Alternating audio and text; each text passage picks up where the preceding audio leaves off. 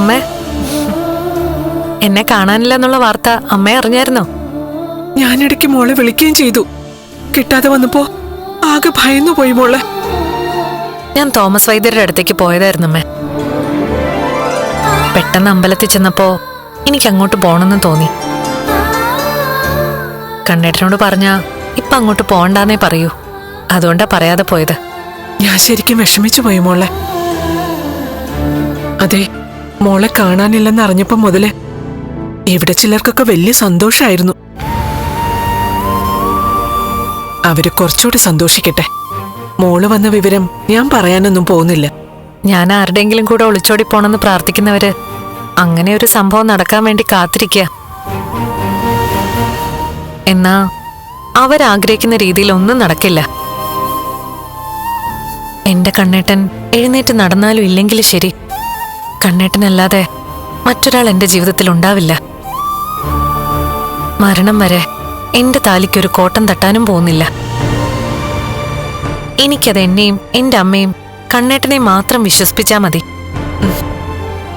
ബാക്കി ആരെന്തും പറഞ്ഞോട്ടെ, അതൊന്നും എനിക്കൊരു പ്രശ്നമല്ല. ശരി അമ്മേ. ശരി മോളെ.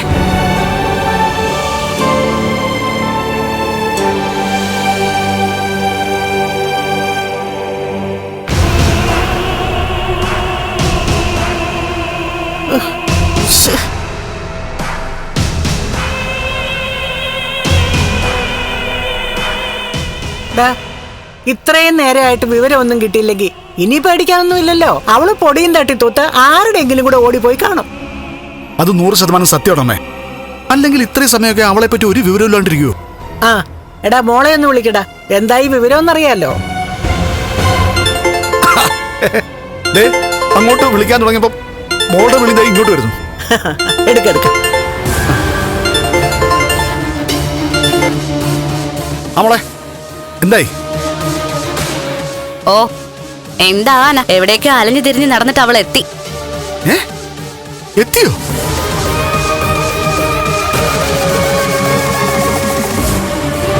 അവൾ എവിടെയായിരുന്നു മോളെ ഇത്ര നേരം?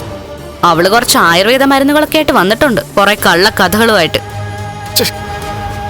വൃത്തികെട്ട കണ്ണൻ എന്നിട്ട് അവളെ അകത്തോട്ട് കയറ്റിയോ?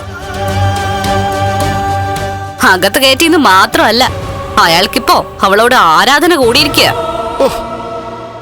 അതെന്താ മോളെ അങ്ങനെ? ഓ അതൊന്നും എനിക്ക് അറിഞ്ഞൂടാ. മണ്ടൻ പിടി. ഇവനൊക്കെ പോയെന്ന് ചത്തൂടെ? എല്ലാ സന്തോഷവും പോയി ഒറ്റ നിമിഷം കൊണ്ട്.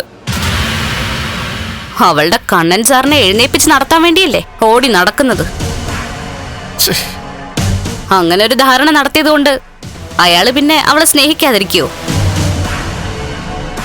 അയാളുടെ വീക്ക്നെസ് മനസ്സിലാക്കിയിട്ടാ അവള് പോയിക്കൊണ്ടിരിക്കുന്നത്. ഇനിയൊന്നും പറഞ്ഞിട്ട് കാര്യമില്ലല്ലോ.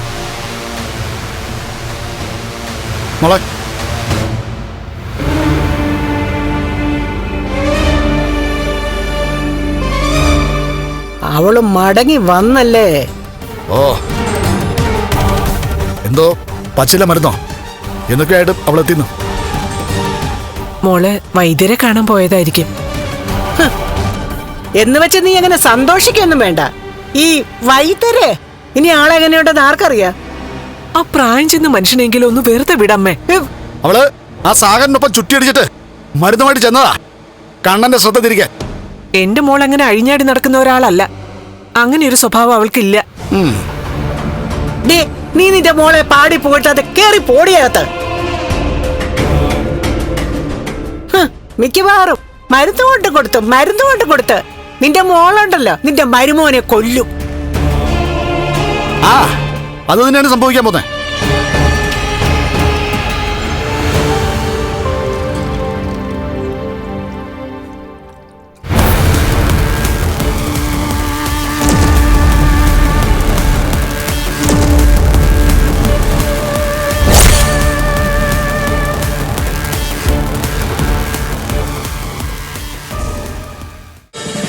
ഫ്ലവേഴ്സ് ഒരുക്കുന്ന കാഴ്ച വസന്തം യൂട്യൂബിൽ പ്രേക്ഷകർക്ക് ലൈവായി കാണാം. ഫ്ലവേഴ്സ് കോമഡിയിൽ ജോയിൻ ചെയ്യൂ, ആസ്വദിക്കൂ.